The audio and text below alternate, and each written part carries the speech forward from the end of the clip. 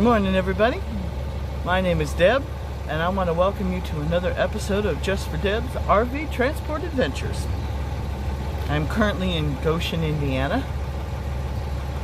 More specifically, I'm at the Amish Walmart in Goshen, Indiana. And here in a minute, I'll show you why it's called the Amish Walmart. Yeah, words are hard this morning. I got this though. I hooked to my unit last night and I was gonna boogie on down the road and see if I could find somewhere to park when, I don't know, just a few minutes down the road was this Walmart. So I'm like, oh, okay. And it's like, what's the word I'm looking for? RV transport parking. I mean, they were just lined up last night. Most of them are gone this morning, but they were lined up.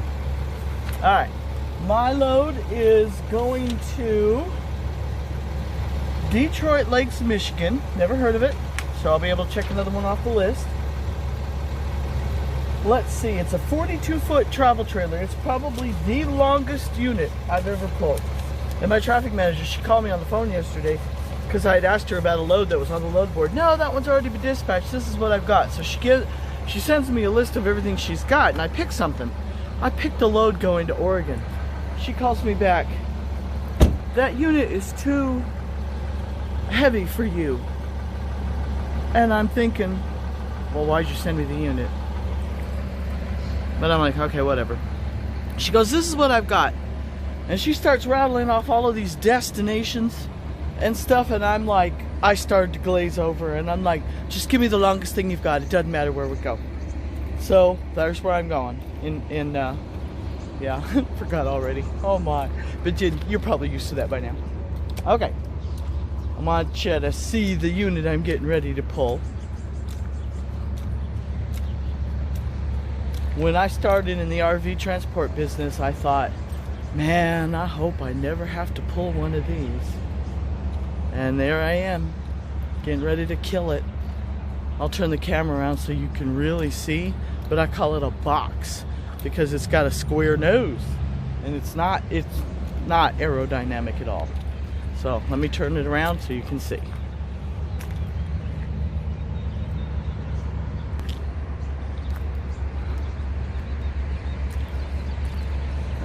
It's like, to me, it kind of reminds me of a little trailer house.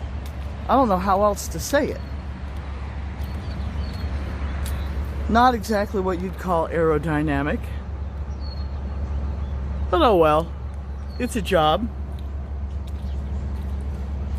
Some of the RV transporters on this page that I'm joined up with on Facebook, it's for Horizon drivers only. Some of them are complaining that they've been sitting for 14 days. And I kind of approach that the way I do when we were in the trucking industry. We would go into truck stops and you would hear drivers talking about how they ain't getting any miles. And I'm like, yeah, I'm thinking, yeah, you're sitting here in the truck stop. Some of my loads, they haven't paid the best. I try not to take anything going I try not to take any load that's less than $1.25 a mile.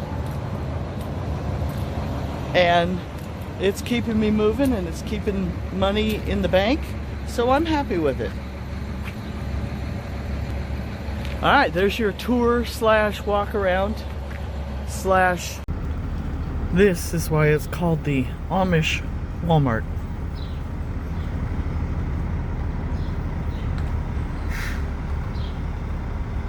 Pretty sweet setup if you ask me.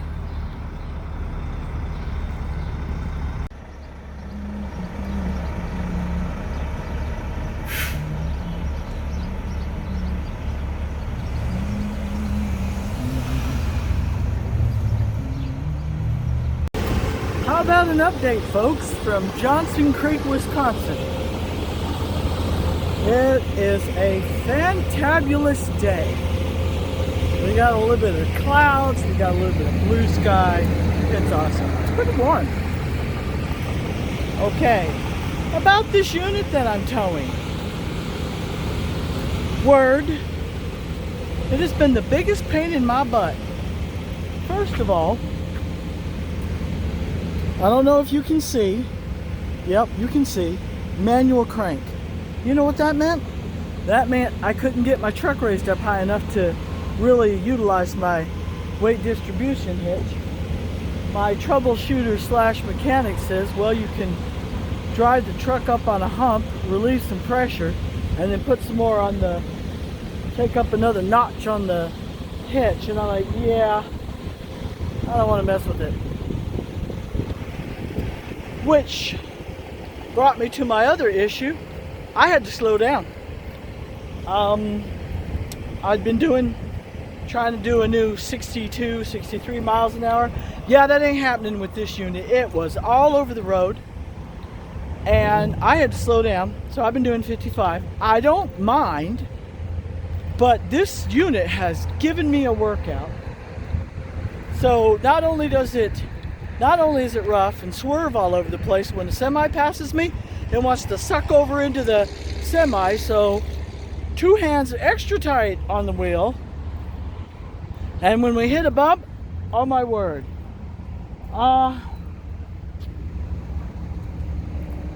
If you had the option to test drive this before you bought it, you probably wouldn't buy it. Or else it's one of those kind of units where you drive it somewhere and then park for like 500 years, you know, and never move it again. I don't know, but I needed a break. I needed to get out of the truck so bad. Oh, big girl and I, we've been working it. She's like, we're just doing 55, that's it? And I'm like, yeah, that's it. She's like, well, all right. Okay, I'm gonna grab me some lunch. Oh, lunch. Where am I? I stopped at a what's it called? Quick Trip. I'd seen him, didn't really know anything about him. And I thought, this looks like a good, you know, it says truck parking, blah, blah, blah. And I'm like, yeah, I need a place to pull over. So I go in to use the bathroom and stuff. And as I walk in the door, there's grocery carts right by the door. And I'm like, grocery cart at a truck stop? And then I get in there and I start looking. That place is a truck stop, or it's like a grocery store for real. And it's in very nice shape. And some dude's walking around there with his list, the honey-do list, I guess, the honey grocery list. And I just kind of chuckled. But I'm like, sweet. If it wasn't for the fact that I already stopped at the W store for supplies, I'd probably have got some. They had a rotisserie chicken. Yes, I'm vegetarian, but I love meat. I'm complicated. Back to this unit. Another reason it's giving me grief. Check this out. I hadn't been onto the load about, I don't know, 30 minutes, and this fender was, I looked in my mirror and this fender's flapping in the wind, and I'm like, great. I was on the phone with my husband at the time that it happened, and I said, yeah, I gotta deal with this. He goes, well, you can either take the fender off, put another screw in it, or duct tape it. And I'm like, well, I don't have any screws, and I don't want to mess with taking the fender off, so I Kentucky chromed it. Boy, whoever buys this unit, they better be grateful. Okay, that's it for my update for now. I'm gonna grab some food and then head on back down the road. So at some point, because I don't deliver till Monday and this is Saturday, I am seriously taking my time, and I'll just see you guys on the road after a bit. All right? All right. Final update for the night. I am in Menominee, Wisconsin. I'm pretty sure I butchered that name. But stopping early because I've only got a 4-hour drive till I'm at destination. Don't have to deliver till Monday, so I can super take my time. I'm pulled over now because I want to look into my CDL manual while I'm still not so tired, because I've got to get that done. But I'm having myself a simple meal. Can you see it? V8 sardines and crackers. How about that killer sunset? As soon as that guy moves, I'll be able to get a better picture. But it's nice, it's pretty. It's nice to not be under stress. It's nice to be what's the word I'm looking for? Easy going. No, running easy. Just taking my time. That's always nice. Alright, let's see. It sure is party. Well, I'm just standing outside the truck eating. I've sat enough today. And it's really nice weather for it, so I'm just happy to be here. Alrighty, folks. Good night. See you in the morning or tomorrow afternoon. Because I don't have a big hurry, I'm going to listen in on my Christian meeting in the morning via Zoom, because I don't have to worry about my phone heating up with Zoom and Google Maps at the same time. So yay! Alright. I'm going to leave you with something very pleasant.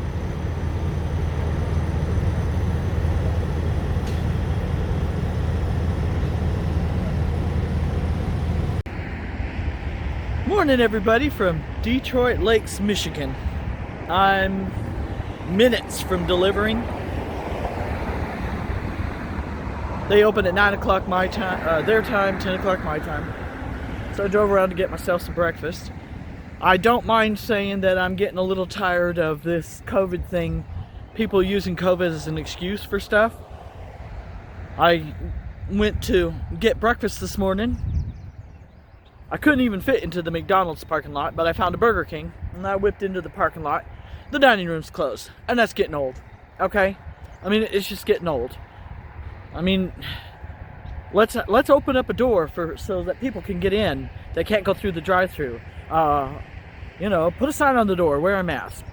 Okay, that's my rant for the day. It's kind of hard to be mean and mad when you've got a view like this. I'm just saying. It's gorgeous.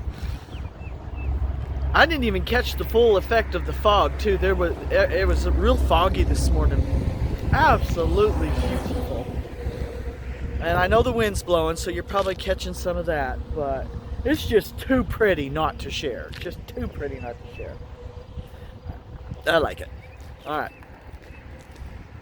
Now that I've shared that with you, I shall be heading back down the road, get to the customer. I want to show up a little before they open, because I need to get some of that duct tape off of the unit, because it's kind of starting to flap around a little, and I don't want them to see the tape. Here, see the tape? It held, but it looks awful, so okay. Well, anyway, I think that's it. Yeah. Oh, okay. I'm gonna leave you with one more view.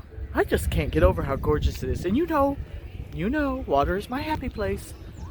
It's just gorgeous. I'm just saying. Actually, you don't need me in the picture. Hold on.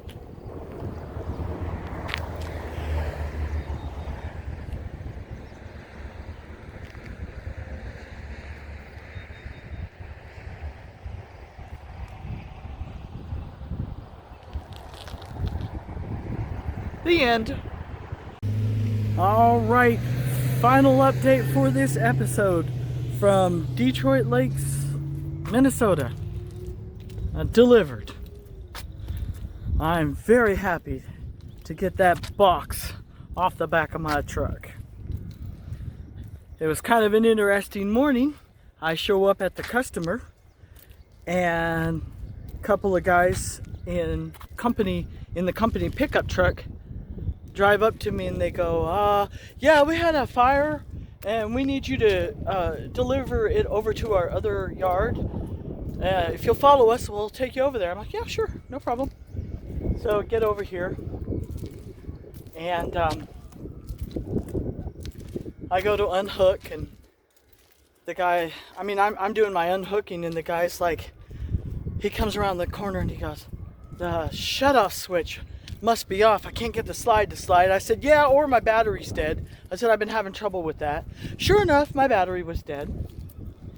So he gets out some jumper cables and he puts his car, he puts jumper cables from his car over to my dead battery so that they can slide the slides out, because even my power cord wasn't enough. So apparently I've blown a fuse or something, which my mechanic had mentioned that it's a possibility. So when I get home, we got to check that out. This is the second time. Maybe I've already told you that. Okay. So, because the unit, on to the next subject, because the unit was manual crank, I was having a little difficulty getting the tongue to come up off of the ball of the trailer, and I needed to release pressure and tension. So I go to start my truck won't start without the key fob, right? But I'd taken the key fob off and set it on the bed of the truck so it's not flopping and dangling around while I'm doing all of this. So I go and I get the key fob. I set the key fob on the dash of the truck so the truck will start. I release tension. I get out of the truck. You probably know where this is going. The door locked. I locked my keys in the door, or inside the truck. Great. And this business is just swarming with Ram trucks. And I'm like, I tell the guy that's checking me in, I said, look, I hate to be high maintenance than I already am. I said, but I've locked my keys in my truck. I said, do you think maybe with all these Rams around here, one of them might, He says, yeah, sure, we could try that. And one of the guys that I had followed over, he come over to talk to the guy that was checking me in, and I said, hey, could you use your key and see if you can unlock my truck? Nope. It didn't work. And I thought, and I'm like, it's too nice of a day to be in a bad mood about this. I'm not going to let this ruin my day. So I call my troubleshooter. And I said, yeah, I locked my keys in the truck. And I said, I can't remember if I've got a spare key. He goes, yeah, you got a spare key. I said, I do? He goes, yeah. Where is it? Because I can't remember. He goes, yeah, and he tells me where it's at. Sure enough, there it was. So I used the spare key to unlock my truck and get my keys back all around my neck where they're supposed to be in the first place. I broke my own rule. It's not the first time, guys, that I have locked myself out of my truck. And I always knew that this would come up again. So my rule was always carry. That's why you see this around my neck all the time. Always carry my keys around my neck so that I don't lock myself out of the truck. But I broke my own rule. I put the keys on the dash, closed the door. To make a long story even longer, I locked myself out of the truck again. This is the first time with the company, though.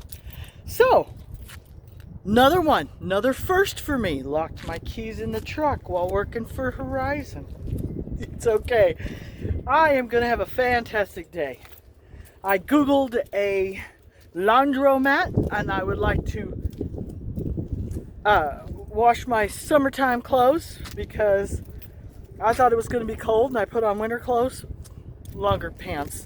I'm like, yeah, I need my shorts and everything. I'm gonna be all like summery with my clothes. So, is that too much information?